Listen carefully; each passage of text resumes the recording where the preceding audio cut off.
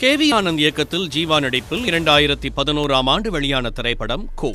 வெளியான போதே ரசிகர்களிடம் பெரும் வரவேற்பை பெற்ற இந்த திரைப்படத்தில் உதவி இயக்குநராக பணியாற்றி பின்னர் இயக்குநராக மாறிய நபர் விபரீத முடிவெடுத்த சம்பவம் கோலிவுட்டில் அதிர்ச்சியை ஏற்படுத்தியுள்ளது. சென்னை கோட்டுப்புறம் மேம்பாலம் பகுதியில் கடந்த 29ஆம் தேதி ஒருவர் பைக்கில் வந்து மேம்பாலத்திலிருந்து அடையாறு ஆற்றில் குதித்தார். இதனை பார்த்து பதறிப்போன மக்கள் போலீசாருக்கு தகவல் கொடுத்தனர். சம்பவ இடத்திற்கு வந்த போலீசார் மற்றும் தீயணைப்புத் துறையினர் ஆற்றில் குதித்த நபரை தேடினார்கள். ஆனால் அவரை கண்டுபிடிக்க முடியவில்லை. இந்நிலையில் நேற்று பிற்பகல் கோட்டுப்புறம் வரதராஜபுரம் பகுதியில் உள்ள ஆற்றில் ஆண் சடலம் ஒன்று மிதந்து வந்தது.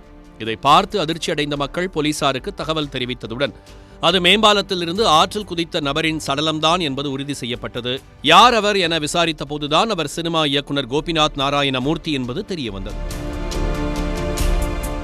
கோ, அவள், இவன் தந்திரன் உள்ளிட்ட தமிழ் படங்களில் உதவி இயக்குநராக பணியாற்றியவர் கோபிநாத் நாராயணமூர்த்தி.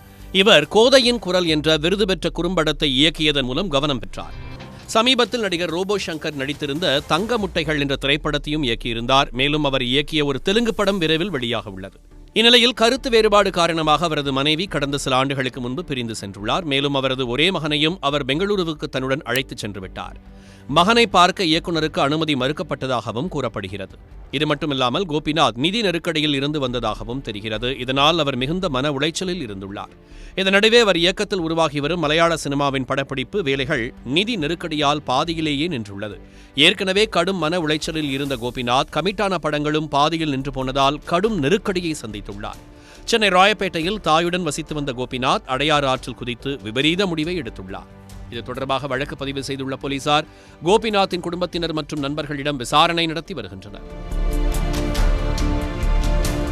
உடனுக்குடன் செய்திகளை தெரிந்து கொள்ள சன் நியூஸ் பெல் ஐகானை கிளிக் பண்ணுங்க.